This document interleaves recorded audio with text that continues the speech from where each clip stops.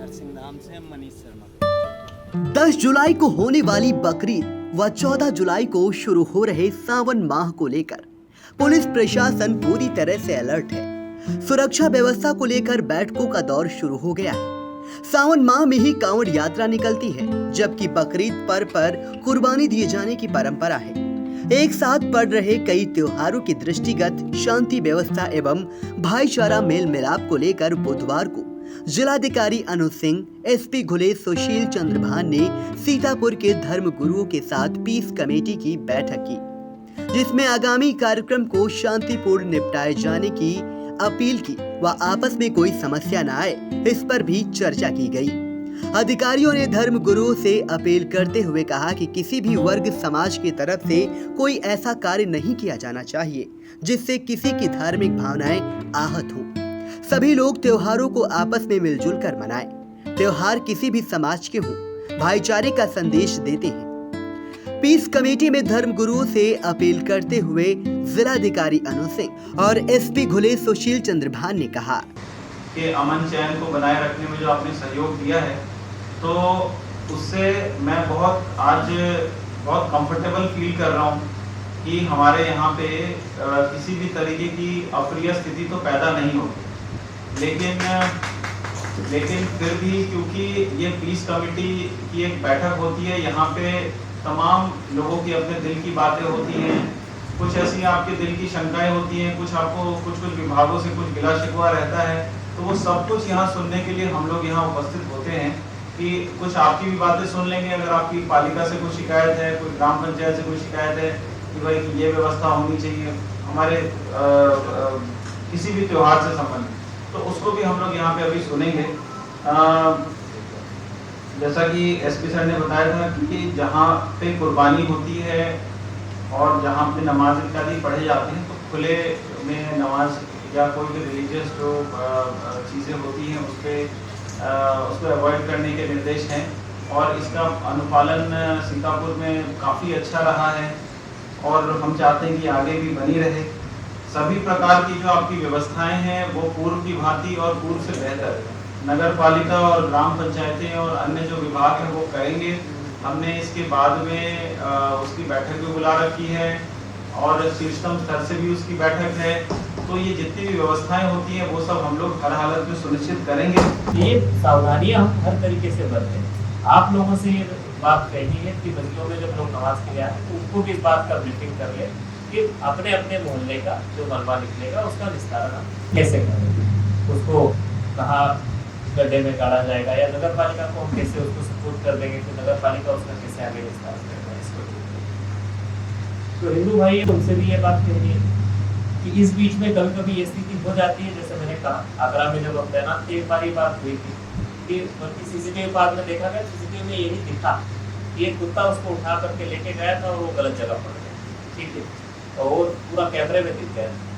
उस समय पे भी हम लोग को भी थोड़ी संवेदनशीलता रखते हुए इस बात को देखना जरूरी है कि क्या ये जानबूझ के है या किसी ने ये भूलवश जिसपे किसी का कंट्रोल नहीं उसके कारण, परंतु ऐसी चीजें ना हो तो ज्यादा अच्छा है, ताकि समस्या यहाँ कभी बनी ना रहे, फिजा अच्छी रहे, शांति व्यवस्था बनी रहे। तो ये कुर्बानी के समय की कुछ चीजें हैं जो कि मुझे लगता है देखने वाली है।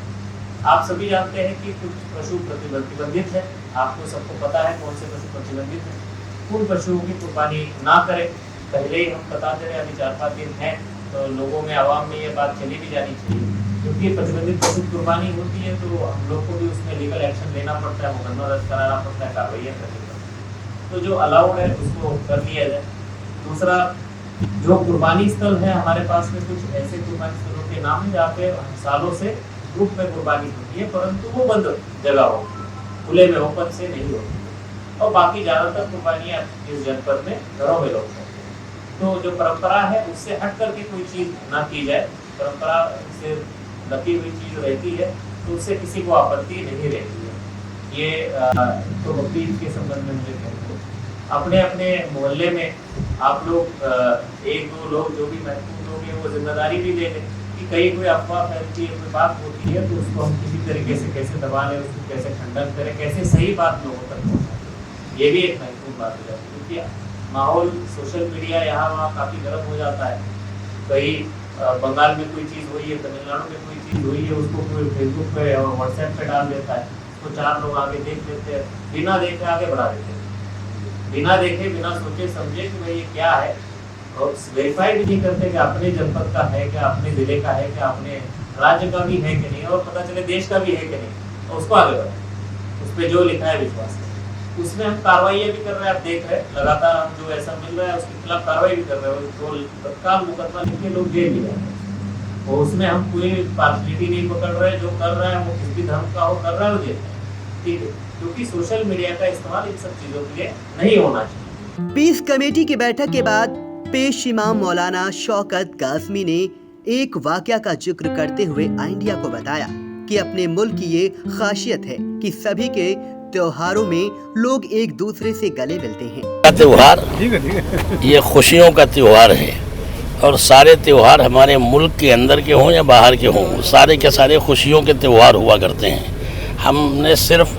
अपने मुल्क में एक ख़ास बात ये देखी कि यहाँ हर त्यौहार में मुसलमानों के साथ त्यौहार हो या हिंदुओं का त्यौहार हो, हर एक दूसरे के साथ ऐसे गले मिल कर के मिलते हैं कि जैसे मालूम होता है कि ये उन्हीं का हकीकी त्यौहार है। और इस त्यौहार के सिलसिले में मैं आपसे एक बात अर्ज़ करूं कि एक मरतबे का वाक़या है कि यहाँ पर हमारे साथ में आए थे एक मुल्क के सरबराह। उन्होंने जब ये देखा कि ये मोहब्बत और आपस में मेल मोला, हमने कहा हाँ, तो वो अपने यहाँ जाकर के उन्होंने वहाँ जाकर के वहाँ कहा कि हमने आज ज़िंदगी की पहली ईद देखी, और वो पहली ईद इस सूरत से कि उसमें मुसलमान और हिंदू सब साथ में थे, जिसमें पता ही नहीं चलता था कि कौन मुसलमान है कौन हिंदू। ये चीज़ ख़ास हमारे मुल्क की है। क्या अपील करना चाहेंगे लोगों से? आपस में मोहब्बत और ताल्लुक़ जो ईद का मकसूद है वो हमारे अंदर ऐसा हो कि हमें पता न चले कि हम सारे के सारे एक बाप के सब बेटे हैं, और बिल्कुल एक तरीके से बिल्कुल एक दूसरे के हमसार हैं। मशरेटा से पीस कमेटी में भाग लेने पहुंचे काजी मोहम्मद असलम ने प्रशासन की तरफ से दिए गए सुझाव को अमल में लाने के साथ सराहना करते हुए क्या बोले, आप भी सुने। इसमें जो अपील की गई है कि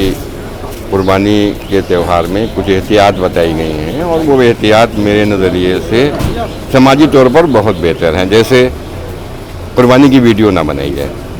कुर्बानी का मलबा खुले में न फेंका जाए, ये बहुत बेहतर सुझाव भी है जिला प्रशासन का, और उसको हम लोग काफ़ी दिन से अमल में भी ला रहे हैं। समाज सेवी फरहत बेग सनी अध्यक्ष मरकज मस्जिद रेउसा रिजवान अहमद ने त्योहारों को अमन चैन और मोहब्बत का पैगाम देने वाला बताते हुए इंडिया को बताया। कमेटी की बैठक बकरीद और सावन के त्यौहार को मद्देनजर रखे हुई, जिसमें यही बात हुई कि दोनों वर्गों से सबसे ये गुजारिश की गई कि सब लोग अमन और चैन के साथ, मोहब्बत के साथ दोनों त्योहारों को मनाएं,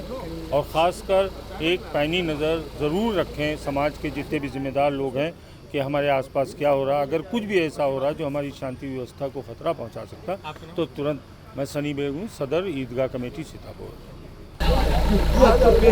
बैठक हुई है, क्या अपील की सम्मानित जिलाधिकारी महोदय और पुलिस अधीक्षक महोदय के द्वारा संयुक्त अध्यक्षता में पीस कमेटी की बैठक आगामी त्यौहार बकरीद के मद्देनज़र और आने वाले समय में सावन के महीने में कांवड़ यात्रा जो निकलती है उसके मद्देनज़र ये बैठक बुलाई थी। इस बैठक में बहुत सारे महत्वपूर्ण बिंदुओं पर चर्चा की गई है। वो सारे महत्वपूर्ण बिंदु जिनसे समाज में शांति व्यवस्था बनी रहे, आपसी भाईचारा कायम रहे, इस पर चर्चा की गई। पीस कमेटी की बैठक में प्रशासन द्वारा दी गई अपील का जिक्र करते हुए हिंदू धर्म गुरु आचार्य आशीष शास्त्री ने इंडिया को बताया। बहुत बहुत साधुवाद नए जिलाधिकारी महोदय और जो नए हमारे पुलिस अधीक्षक जी आए हैं, जो शांति अमन चैन के लिए जो दुआ की है, और लोगों से पीस कमेटी की बैठक करके हम लोग को निर्देश दिया है। तमाम मौलवी जो हैं आए हुए हैं, इनको भी इस कार्यक्रम के बारे में जो 10 तारीख को कार्यक्रम होने वाला है ईदगाह का, उस पर कार्यक्रम जो है चर्चा की और शांति व्यवस्था बनाने के लिए अपील की है।